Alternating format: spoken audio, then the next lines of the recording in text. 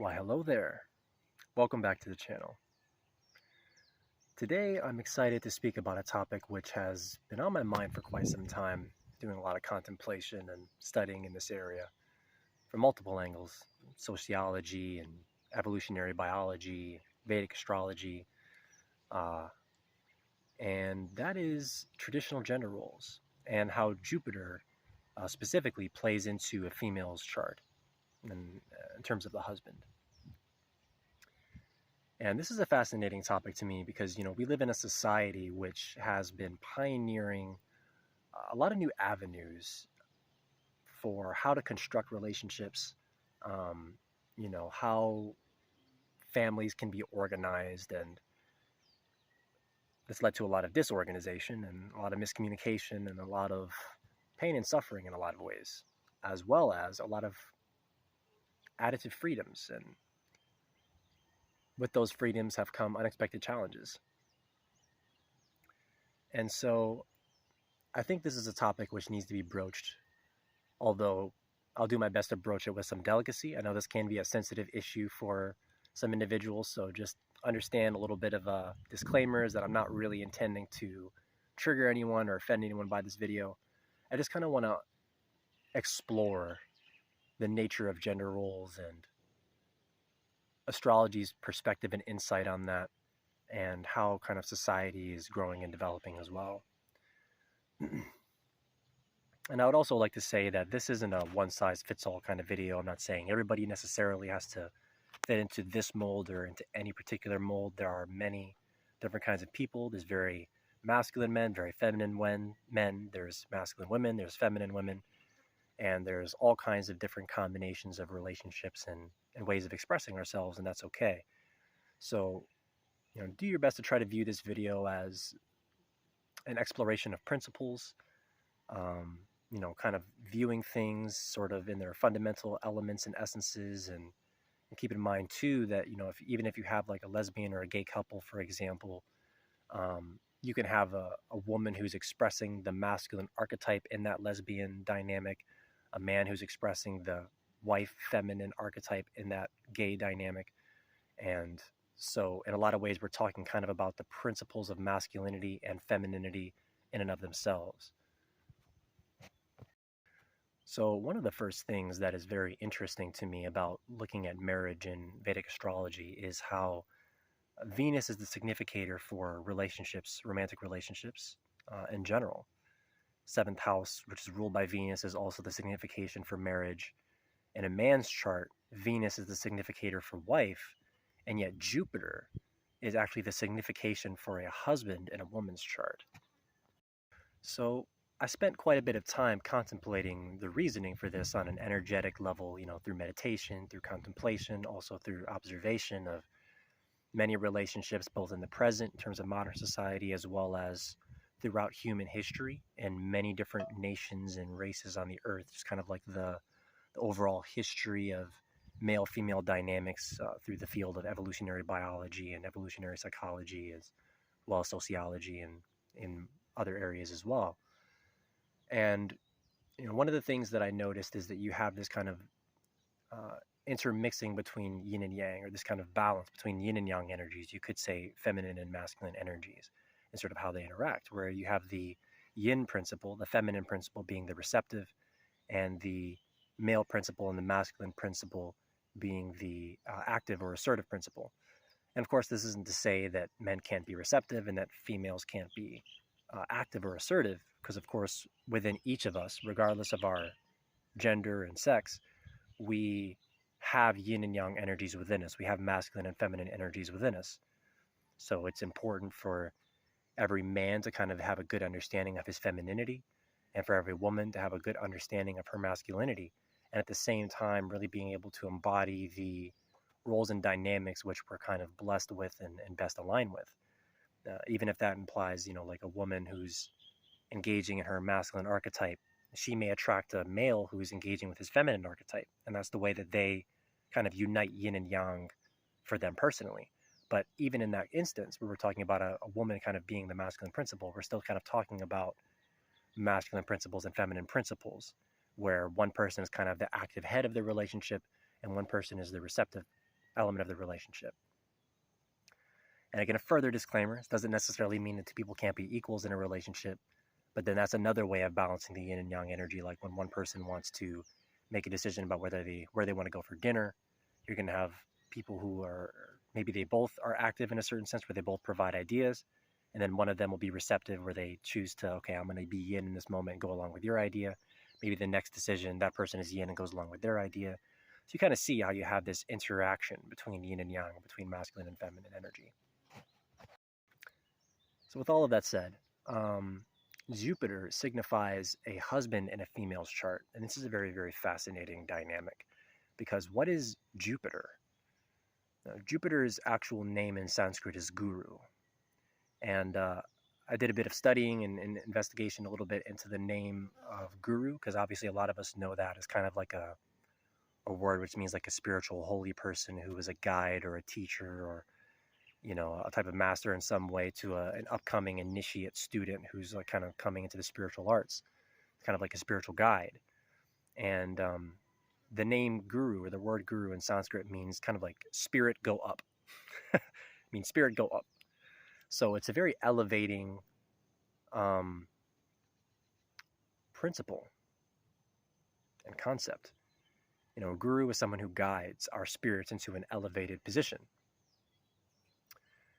And so, you know, this to me, you know, really speaks to the nature of the role in which a man is kind of ideally meant to play in the life of a woman who is uniting with a man in that kind of traditional way, right? For those who are choosing to have a sort of traditional male-feminine dynamic, like what is really the role and the expectation? What is the divine expression of those roles in a high way? So, you know, a lot of us understand what the unhealthy expressions of those roles can be, right? You only have to look to the 1950s to kind of understand what an unhealthy version of masculinity is and what an unhealthy version of a submissive feminine woman would be. You know, a woman who's not very happy, and a woman who's being forced into those things. You know, that's a big part of what, you know, a lot of modern movements were kind of the antithesis to kind of free women from a type of servitude and enslavement, really. And I don't really feel like that is the ideal or kind of intended divine expression of those roles and characteristics, right? And I think one of the ways we can illustrate this is that the role of the man or the husband in a woman's life, who's in a woman's life in a relationship where there's kind of these traditional gender roles. We're talking about traditional gender roles in this instance, is meant to be an oppressive, dominating force. All right, because we're not talking about Mars, we're not talking about Saturn, right? We're not talking about something cold and dry. We're not talking about something aggressive and, you know, dominating. We're actually talking about someone who's wise. We're talking about someone who is connected to the divine. You know, Jupiter rules the 9th and the 12th house, which are the houses through which we connect to God. The 9th house has to do with higher knowledge, higher understanding, wisdom, whether that's, you know, traveling to foreign lands for spiritual reasons, university, but also the study of sacred spiritual texts. It's really like high level comprehension of divine principles and of higher knowledge. And then you have the 12th house, which is meditation and the spirit realm and dreams and just being able to achieve moksha, which is like liberation from samsara, you know, from the cycle of death and rebirth. It's the house that is transcendent. And interestingly also, you know, the 12th house is the house of Pisces, which is where Venus is exalted. And so I find it fascinating that Venus, which is a planet which so deeply is connected to femininity and feminine energy and the wife and female sexuality, female beauty, is exalted in the sign of Jupiter, which itself represents the husband. You know, and so I kind of feel like in its highest expression, like women are kind of brought to their exaltation when the man is wise. And when the man is someone who is connected to the divine and who's acting not from a place of selfish authority or of like like aggressive dominance, but from a place of leadership that's in alignment with holiness, in alignment with transcendental um, values. The ninth house also, like Jupiter, has a lot to do with law. And so, we have here the concept of divine law. Like, for example, honesty is a facet of divine law.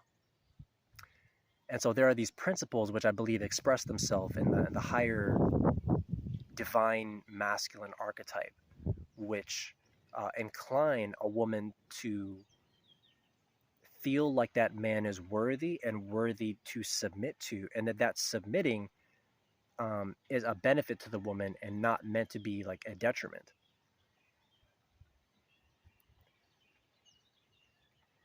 So how can submitting to a man who's worthy of it?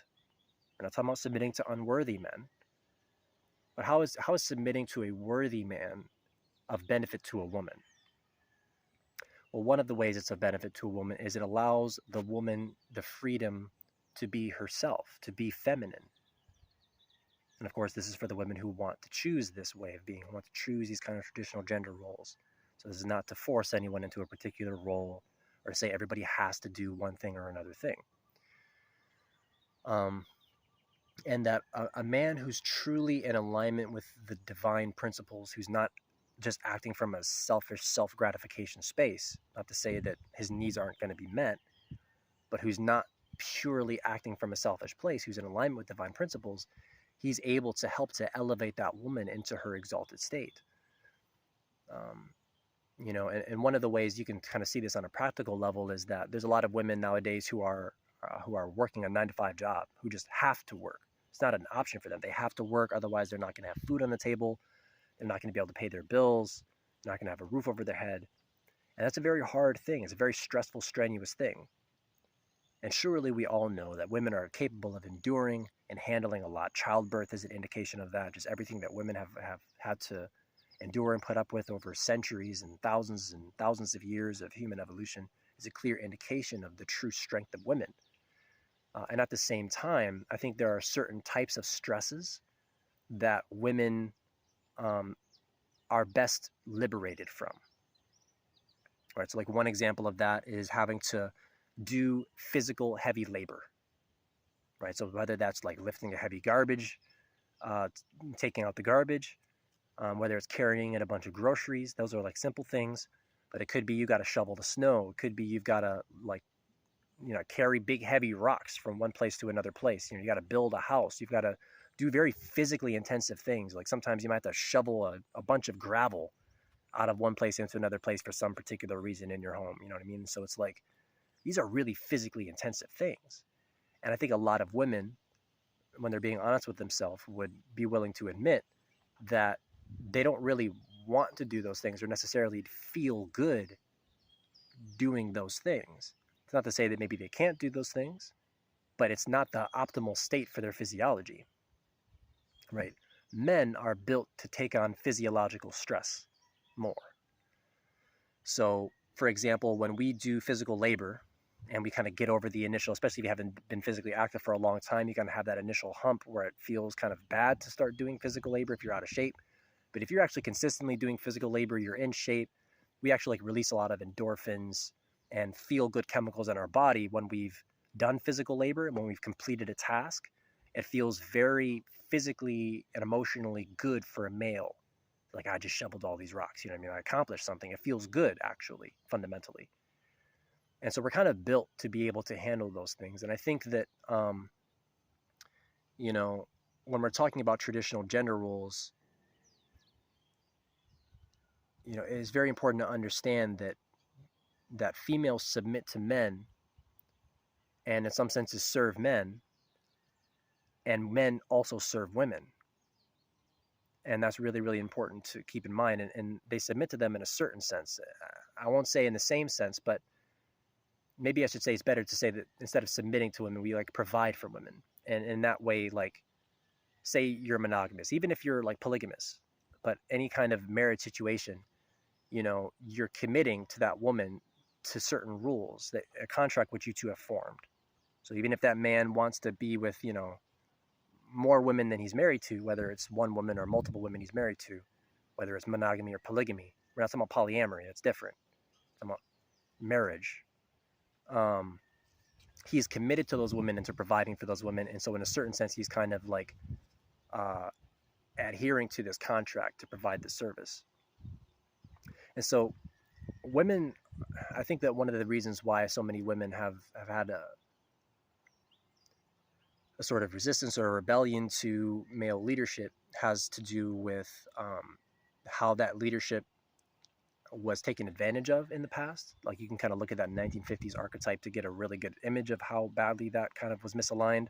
Although you can see examples of this throughout all of known human history in many, many different cultures. Although it's not to say in every place and every time, but there are many examples, both culturally and like society-wide examples, as well as kind of individual examples of how that relationship was abused.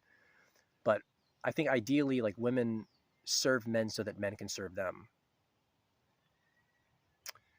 And when men are able to keep in mind how we are meant to be of service to women and how our aggression and our masculine energy is meant to serve women, we're able to be in alignment with like that nourishing exchange of yin yang energy, which actually keeps everything in balance. And it's only when the males forget their role that it kind of goes out of balance in that sense, or when the females forget their role, it can also go out of balance. So it's about that unification of balance. And so, this is definitely a video I can make so many videos about kind of like each individual element of this. But tying it back into Jupiter, Jupiter is a guru, which if you look at how the Indians view gurus, like if you read the works of like the Swamis, for example, they have a very deep respect for and submission to their guru. If you read like the autobiography of a yogi, for example, the works of the various Swamis, like, you can see that they have this devotion, this submission to, this respect for the guru. The guru says they're going to do, even if they don't understand it necessarily. And the reason for this is not for any type of abuse or to misuse this trust. It's so that they can be guided towards this higher state. Okay. So it's because the guru is wise relative to where the student is at that they're able to help to guide them. And so, ladies, when you're choosing a husband, what I think Jupiter being the significator for husband indicates is that ideally, if we're talking about traditional gender roles, you're like, women are meant to choose a husband who is very wise and who's able to guide them towards some higher goal and purpose. And so it's completely reasonable to feel like there are some men, probably even many men, that are not worthy of and not capable of providing that, of accomplishing that, who are not wise enough, who are not mature enough, who are not loyal enough, who are not many qualities enough to take on that role responsibly. And so then it comes to the discernment of the woman to be able to have that level of clarity and insight into a man's character and say, is this man wise enough to lead me? Is this someone that I think is worthy of submitting to? If the answer is no, just don't date them. Then you don't have the problem of feeling like you're resenting this man, that you feel like, oh, I don't want to submit to him, blah, blah, blah, blah, blah. Like, he might not be a quality enough man for you if you don't want to submit to him. And or maybe, there's also a lot to be said about how women can sometimes have skewed perspectives of the right qualities to look for. And so it's clarity on both ends are necessary. It's not to say that women have everything right. It's not to say that men have everything right. There are both archetypes at play here. And so I feel like a lot of women are frustrated because, I think on a deep level, I'm not saying all women, but I think just kind of speaking about fundamental principles, even in terms of like a man who has a very, very feminine nature, there's a submissive element to it, a devotional element to it, just like the student devoted to his guru. It's like they want to place their trust in someone. They want to be able to trust that this person is acting for their own benefit. And Jupiter is the great benefic. It's the most benevolent of the planets. And so men like look to Jupiter to understand how to behave and for what it means to be a good husband. So, what is Jupiter? Jupiter is going to be honest, loyal, faithful, generous. Jupiter is the planet that gives and is very benevolent and providing. And so here we see the archetype of divine masculinity when it comes to being a husband.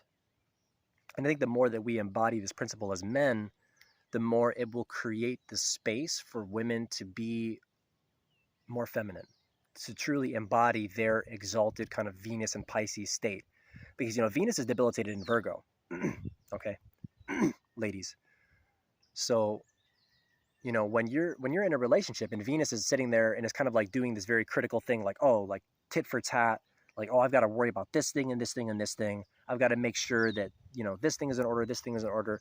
If you want me to give you this thing, we have to make sure that this thing is all worked out and perfected. It's this kind of like very analytical, critical, fixer-upper kind of thing going on, right? Because the sixth house, Virgo, has to do with things that are in the process of being perfected. It has to do with things that are being fixed. There's many, many good things about Virgo, right? And so, like Mercury in Virgo is an amazing placement. A lot of things do really well in Virgo. And even Venus has a lot of benevolent qualities that come through its expression in Virgo. There's a lot to be said about the clarity which comes from someone who has Venus in Virgo, knowing what they want, knowing what's needed to make a relationship work on this kind of very detail-oriented kind of nitty-gritty level. You see, like Venus in her essence, or in the essence of Venus, really wants to kind of be free from having to be that critical in Pisces and this kind of realm of fantasy and dreams. Like that's where the sort of fairy tale romance comes from, where it's like this man is so great that she doesn't have to be critical, that she doesn't have to sit there and constantly be concerned about analyzing every detail. Like, okay, is this man, blah, blah, blah, blah, blah. That's a debilitated Virgo. And I think so many women in society are actually operating almost as a default from this debilitated Virgo state when they get into relationships, just like being very critical of the man and very analytical, when instead they should be gearing themselves towards choosing men who are in more of a divine alignment, who already understand what it means to be loyal and to be honest. And that's not to say, that men don't benefit from improvement, and that you shouldn't put effort into improving your man. You should. But it's very important to be able to discern whether or not this man is actually capable of and willing to, internally self-motivated to make those improvements. Because there's some guys who kind of just don't want to change, who just want to behave in a certain way. And that's not really the kind of guy that's going to respond well to that self-improvement dynamic. So that's why I think one of the reasons why Venus is exalted in Pisces in the sign of Jupiter is because, in the fantasy romance, the man is very chivalrous. If you look at kind of like the Arthurian legends, chivalry, how the guys are behaving, they're behaving very Jupiterian. They already know about honesty and faithfulness. They have this deep connection to the divine, to God, and that's really guiding a lot of their actions. They don't cheat on the woman or whatever because they are in alignment with God, with the heavenly principles and the divine law. If you look at like chivalry and like a lot of these ancient stories. Okay? So that is what you should be looking for.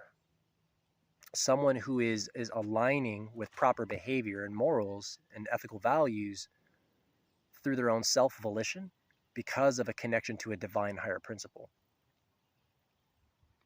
And, it's when women are so used to finding these men who are kind of like just very interested only in self-gratification. So it's not to say that if a guy, like, say, wants sex or wants food cooked or something like that, or the house cleaned, that's the negative thing. It's not the negative thing, so long as he's also fulfilling his role as a man, which is providing, protecting, providing you with emotional support and attention. He's not ignoring you. He's caring for you. These are the things which designate that he's fulfilling his role as a man. And those are things that I imagine most women want and would appreciate and respect. So, I think that women in the proper context, which is like when there's a man who's worthy of submitting to as the guide, then they're able to feel better and safer about being able to submit, about being willing to clean the house, because they're actually able to do those things out of gratitude instead of out of begrudgingness. Like if a guy is like genuinely taking care of you, like from the depths of his heart, he loves you. Like if he's got a weekend plan with some friends and you're going through something emotional and he's like, you know what, guys, like, we'll hang out another time. I got to be here for my woman. You know, she's going through some stuff right now. Let me take care of her and pay attention to her. And he puts his focused attention on you. Those are good male qualities. Those are divine male qualities. Um,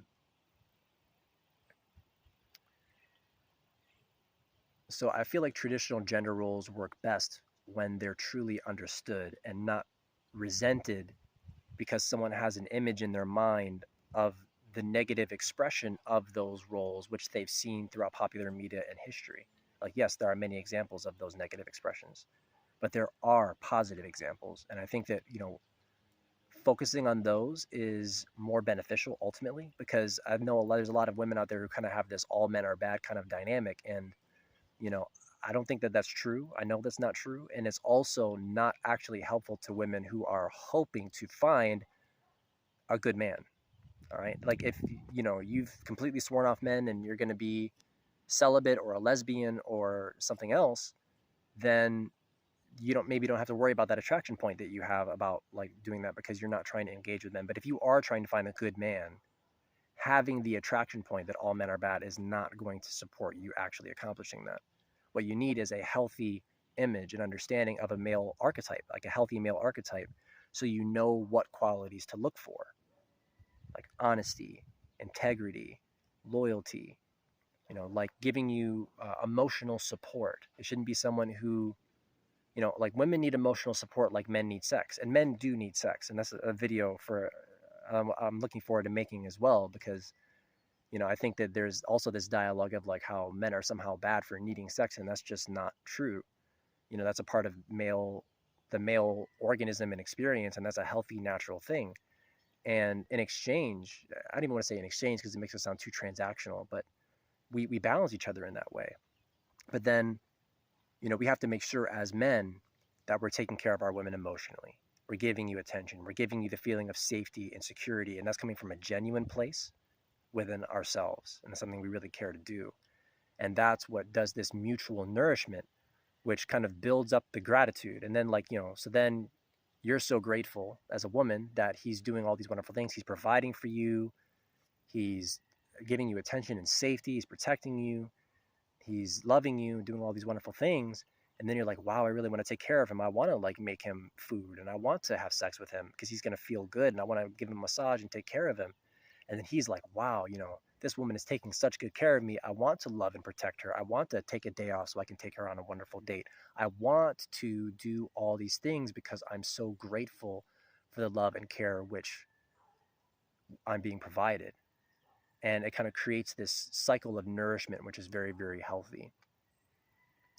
So I'm going to expand on this more, but I feel like this is a good place to um, allow you to contemplate some of the topics we've discussed today, the nature of Jupiter, the nature of the husband, the nature of traditional romantic relationships.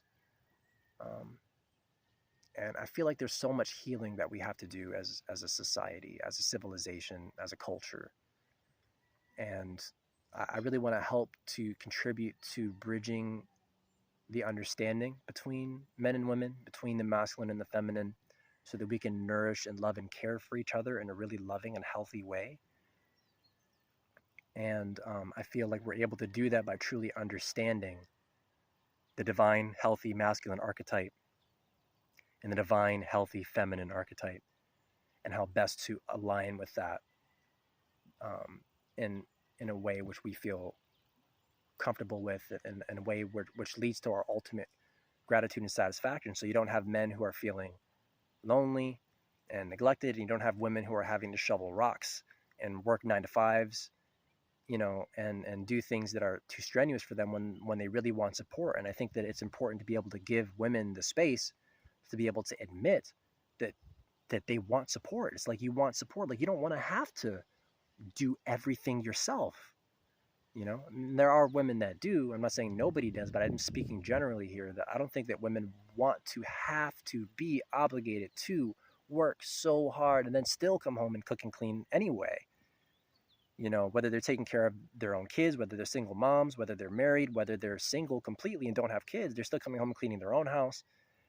and doing these things anyway. So why not find a way to construct a very healthy, divine expression of ways to support each other? So I hope that this opens the dialogue and the door to begin to accomplish that. Thanks so much for watching. I appreciate all of you so much, and talk to you soon.